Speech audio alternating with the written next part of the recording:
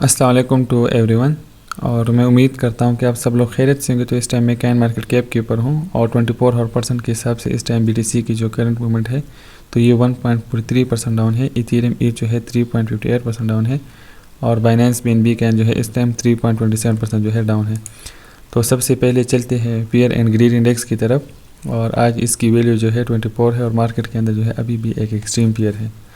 तो चलते हैं कैन ग्लास डेटा के ऊपर और मुख्तलिफ एक्सचेंजेस के ऊपर 12 आवर टाइम पीरियड के ऊपर बाइनेंस एक्सचेंज के ऊपर जो है बीटीसी के ऊपर जो लॉन्ग की पोजीशन ओपन है तो वो 50.06% है और जो शॉर्ट की पोजीशन ओपन है बीटीसी के ऊपर तो वो है 49.93% के आसपास। तो सबसे पहले चलते हैं बीटीसी यूएसडीटी पेयर चार्ट की तरफ। तो मैं एक सिंपल टूल लेके आप लोगों को जो है मैं बीटीसी की जो अप ट्रेंडिंग मूव थी और अब जो डाउन ट्रेंडिंग की जो मूवमेंट चले उसको गाइड करने की कोशिश करता हूँ। तो यहाँ पर आप देख सकते हैं कि एक higher high, higher low, higher high, higher low, एक हायर हाई, हायर लो और एक हायर हाई बन गया, फिर एक हायर लो। इसी तरीके से मार्केट का जो स्ट्रक्चर है वो कंटिन्यू था। अब ये स्ट्रक्चर जो है ख़राब कब होता है, क्योंकि जब मार्केट के अंदर एक अप ट्रेंडिंग मूवमेंट आती है और वो डाउन ट्रेंड में चली जाती है, उसके पीछे क्या रीज़न होते हैं? उसके पीछे जो है मेन रीज़न ये होता है, ये वाला जो एरिया आप देख रहे हैं ये नेक लाइन की सपोर्ट थी। ये मैंने मार्क भी की हुई है, मैं रफली मार्क करा ताकि आप लोगों को जो है आइडिया होता रहे। अब ये स्ट्रक्चर जो है तभी कंटिन्यू रहता है जब ये वाला जो रीजन है इसको रिस्पेक्ट मिलती, प्राइस बाउंस बैक होती, अनदर हाई और फिर एक लो बन जाता, फिर मार्केट का जो एक अप ट्रेंडिंग मोमेंट था वो कंटिन्यू था। लेकिन ऐसा नहीं हुआ, यहाँ पर जो है स्ट्रक्चर जो है ख़राब हुआ और एक लो बन गया। अब जैसे ही एक लो बन गया तो अप ट्रेंडिंग जो साइकिल था बीटीसी का यहाँ पर रुक गया। इसका मतलब ये नहीं कि बुलिश सीज़न ख़त्म हो गया, लेकिन मार्केट जो है साइकिल में वर्क करती है और ये एक अप ट्रेंडिंग जो साइकिल थी बीटीसी की वो ख़त्म हुई और डाउन ट्रेंड की जो साइकिल है वो शुरू हुई और जो कि है एक लोअर लो बन गया, फिर एक लोअर हाई, फिर अनदर लो बन गया, फिर ये जो है लोअर हाई, फिर ये लो बन गया, फिर लोअर हाई बन गया। तो अब ये साइकिल चल रहा है, लो बन रहा है, लोअर लो, फिर लोअर हाई, फिर लोअर लो, फिर लोअर हाई, फिर लोअर लो, फिर लोअर हाई। तो अब क्या बनना बाकी है? एक मिनट में इसको मिटा दूँ। बीटीसी की चार्ट जो है थोड़ी awkward सी लग रही है आप लोगों को, लेकिन आप साइकिल को जो है समझने की कोशिश करें। तो ऑलमोस्ट ये वाला जो एक्स का जो स्ट्रॉन्ग सपोर्ट था, खैर ये तो हार्मोनिक पैटर्न है, इस डी लेग के रिवर्सल के 2 पॉइंट्स होते हैं और अनदर जो है वो 37 के का जो रीजन है ऑलमोस्ट यहाँ पर इसका अनदर जो है पेयर जेड जोन, लेकिन वो तो एक अलग बात है जब हम हार्मोनिक्स के ज़रिए से इसे ट्रेड करेंगे। लेकिन टेक्निकल वाइज जो ये लोअर लो है ये लोअर हाई है, तो अब अनदर लोअर लो बनेगा, ठीक है।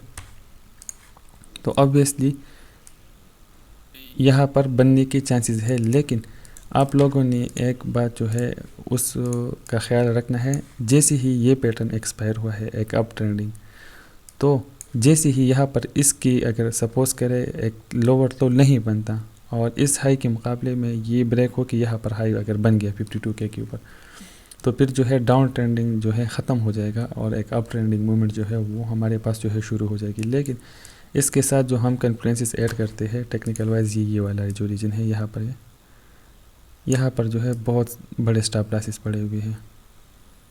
खैर ये एक हॉरिजॉन्टल ट्रेंड लाइन की शक्ल में मैं ड्रा करूँगा तो आप देख सकते हैं कि 36 और 37K का जो रीजन है यहाँ पर जो है लोगों के स्टॉप लॉसेस जो है पड़े हुए हैं।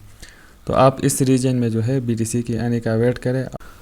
तो अब हम इसके साथ जो है हार्मोनिक जो ये स्ट्रक्चर मैंने ड्रा किया है ये है बुलिश शार्क हार्मोनिक पैटर्न और इसके जो है डी लेग के 2 रूल्स हैं, मतलब इसके जो कुछ पेयर जेड जोन है वो हम फिबोनाची से जो है वो कैलकुलेट करते हैं। तो एक्स टू सी और हम इसको जो है एक्सटेंड कर लेंगे ताकि हमें जो है वैल्यू साइड पे नज़र आए इसके।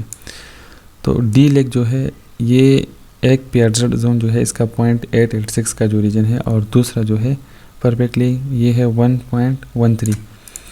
तो ऑलमोस्ट इसके सामने जो वैल्यू बनती है वो भी 37,400 के आसपास जो है ये वाली वैल्यू यहाँ पर आप लोगों को शो हो रही है। तो ये वैल्यू बन रही है।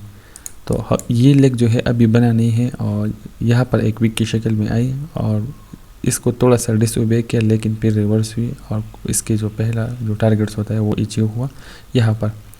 फिर लेकिन अब जैसे ही ये 1.13 के रीजन में रिट्रेस होगा तो ये ऑलमोस्ट 37 के का जो रीजन है यही बनता है। तो ये जो है बहुत ज़्यादा मतलब हार्मोनिक्स जो है मार्केट के अंदर बहुत ही ज़्यादा एक्यूरेट काम करते हैं और लोग इसको जो है ख़ासकर फॉरेक्स की जो मार्केट है उसमें ये यूज़ करते हैं। तो इन चीज़ों को मिला के और इस स्ट्रक्चर को देखते हुए ये एक लोअर लो अभी बनना बाकी है जो टेक्निकल वाइज और पूरा डेटा अगर हम यूज़ करते हैं। और अब सपोज़ करें यहाँ पर 1-2 कैंडल ग्रीन आई और तो पूरा मतलब लोग कहते हैं कि नहीं बुलिश और यहाँ से बेरिश। आप लोग जो है हायर टाइम फ्रेम के ऊपर जो है स्ट्रक्चर को समझने की कोशिश करें।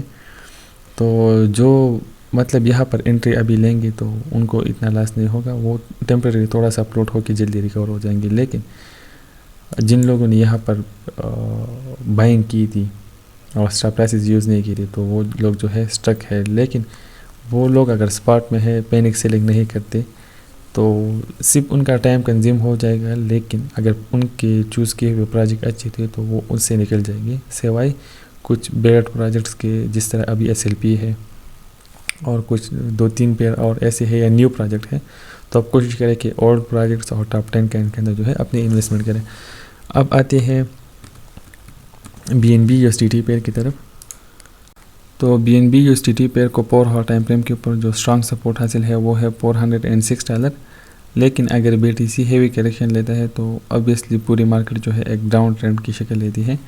तो इसके लिए पहला जोन जो मैंने मार्क किया हुआ है $382 से लेकर $396 के आसपास। लेकिन जिस जोन के अंदर मैं इंटरेस्टेड हूँ और एक क्विक की शक्ल में मैं भी यहाँ पर लोगों की बाइंग ऑर्डर जो है फुलफिल होने के चांसेस है, तो वो है $330 से लेकर $340 का जो रीजन है।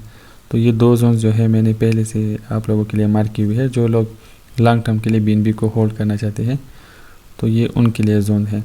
तो खैर अभी एक दिन स्टिल रहता है उस इवेंट के अंदर, तो लोग अभी भी में भी BNB के अंदर जो है स्टिल होल्डिंग कर रहे हैं। तो इतना हेवी सेल प्रेशर जो है इसके अंदर नहीं है और इसकी प्राइस जो है स्लोली रिट्रेस होगी, ज़्यादा स्पीड के साथ नहीं। तो खैर उस इवेंट के बाद इसके ऊपर जो है सेल प्रेशर आएगा और मे भी इसकी प्राइस जो है फिर एक डाउन ट्रेंड हल्का सा ये लेगी और फिर अगेन जो है रिकवर होगी। क्योंकि बाइंग और सेलिंग जो है टॉप काइंस के अंदर जो है एक प्रॉपर रेशो के अंदर होती है। और इसके साथ जो मेन चीज़ें मैं देख रहा हूँ कि इनके जो क्वार्टरली बन की इवेंट है तो वो BNB की सप्लाई को बंद कर रहे हैं। तो मार्केट कैप इसका ग्रो हो रहा है, सप्लाई इसकी कम हो रही है। तो लॉन्ग टर्म के लिए तो इसमें कोई शक नहीं है कि BNB अच्छा कहीं नहीं है। लेकिन जो लेवल टू लेवल ट्रेडर है तो कुछ वेट करें और एक वीक की शक्ल में ये अगर आती है तो आप इसे पिक करके होल्ड करें। इथेरियम पेयर को जो है जूम आउट कर लेते हैं तो यहाँ पर आप देख सकते हैं कि ये वाली जो वीक है ऑलरेडी यहाँ पर लोगों के जो है स्टॉप लॉसेस पड़े हुए हैं। तो यहाँ तक जो है ईजी इसकी प्राइस जो है रिट्रेस होनी है। लेकिन अगर हम लोग इसका पास्ट डेटा ट्रैक करें और एक हिडन बुलिश डाइवर्जेंस लाइन के अगर एक कॉमन सपोर्ट ले लें और इसको ड्रा करते हैं तो ये वाली जो लाइन है इस बाइंग जोन के अंदर से ही गुजर रही है। और ये बाइंग जोन शुरू होता है 2620 से लेकर 2787 के आसपास और में भी एक वीक हल्की सी और आ सकती है जो कि 2395 के आसपास। तो यहाँ पर आप लोग जो है इथेरियम के लिए बाइंग लगा लें और होल्ड करें। इथेरियम पार्सल नहीं है। ज़्यादातर लोग कहते हैं कि हम इथेरियम के अंदर लॉस में हैं। आप अगर सॉलिडिटी के बारे में जानते हैं, पूरी क्रिप्टो मार्केट जो मतलब टोकन बन रही है या मतलब आर्ट्स काइन जो मतलब मैन्युफैक्चर हो रहे हैं, तो वो सॉलिड असल में इथेरियम काइन नहीं है। इथेरियम एक इंटरनेट है, एक सॉफ्टवेयर है जिसको डेवलपर जो है यूज़ कर रही है। तो जितने भी मेटावर्स के प्रोजेक्ट सारे जो भी, तो वो सभी इथेरियम की सॉलिडिटी से गुजरते हुए मैन्युफैक्चर होते हैं। तो इसको आप होल्ड करें और ये लॉन्ग टर्म होल्डिंग के लिए काइन है। इसके बारे में आप लोग कहेंगे कि मैं किन स्टोरीज़ की तरफ आ गया कि क्रिप्टो से अगर कोई रिटायरमेंट लेना चाहता है तो वो कुछ इथेरियम रख के छोड़ लें।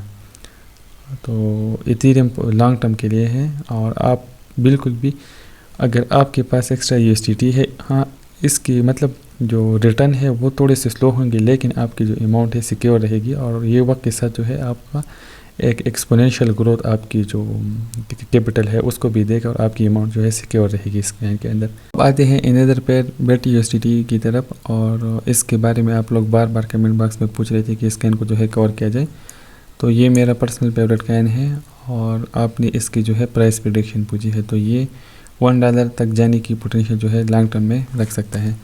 तो ये पेयर जो है इसने लास्ट टाइम जो एक क्विक गेन दिया था तो 127 और 128% के आसपास दिया था। फिर एक ओसीओ स्टॉप लॉस के ज़रिए से यहाँ पर ट्रेड जो है क्लोज हो चुकी है।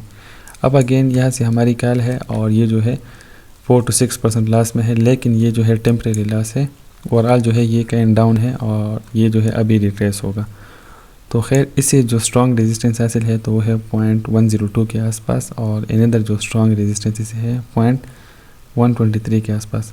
और ये वाला जो रीजन है बहुत स्ट्रॉन्ग रेजिस्टेंस है 0.15033 के आसपास जो रीजन है। तो खैर ये आप लोग अभी भी स्टिल इसके अंदर एंट्री ले सकती है, लेकिन अभी चूँकि मार्केट अगर हल्की सी हेवी करेक्शन लेगा तो 0.052 से लेकर 0.056 के आसपास जो है आप एक अच्छी एंट्री इसके अंदर जो है पा सकते हैं।